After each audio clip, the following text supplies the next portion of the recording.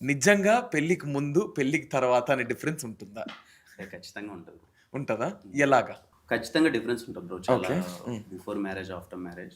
నాకేమనిపిస్తదంటే చిన్నప్పటి నుంచి నేను చూసి పెరిగిన అంటే వాతావరణం కావచ్చు ఏంటి, పర్టిక్యులర్‌లీ మిడిల్ క్లాస్ ఫ్యామిలీస్. ఇప్పుడు మన ఇంట్లో నాన్న గాని ఎవరైనా రూ. 10 సంపాదిస్తే ఆయనకు మహా అయితే ఒక రూ. 2 పెట్టుకొని రిమైనింగ్ అంతా ఫ్యామిలీ మీద స్పెండ్ చేస్తూ ఉంటారు కదా! నేను పెళ్ళికి ముందు ఏంటి అంటే, అరే! ఏముంది మనం ఎంత సంపాదించినా హ్యాపీగా మన మీదే స్పెండ్ చేసుకోవచ్చు. హ్యాపీగా ఎంజాయ్ చేయొచ్చు. అది ఇది ఉంటది. పెళ్లి అనే ఒక బెల్ కొట్టగానే తెలియకుండానే ఎంత కాదనుకున్నా కంగారు పుట్టేస్తదనమాట. ఆ రెస్పాన్సిబిలిటీ అనే ఒక కంగారు. ఒక్కసారి ఇనిషియల్‌గా ఏమనిపిస్తదంటే అవసరమా ఇప్పుడు ఈ రెస్పాన్సిబిలిటీ మనకు వేరే వాళ్ళ మీద స్పెండ్ చేయడం. మన మీద గాకున్నా ఇదేదో ఇదంతా హ్మ్. అవసరమా అనిపిస్తది. బట్ ఫర్ మీ మ్యారేజ్ అవ్వగానే ఏంటి అంటే అదొక బ్యూటిఫుల్ ఫీలింగ్ కింద అయిపోయిందనమాట. నాకింకా నచ్చుతుంది. I want to work hard. రెస్పాన్సిబుల్‌గా ఉండాలని చెప్పి. ఇప్పుడు మన కోసం ఒకరున్నారు. They love us so much. With love మనకెవరికన్నా ఏదన్నా మొత్తం చేస్తుంటే ఒక మంచి ఫీలింగ్ వస్తది గదా! అదొచ్చింది.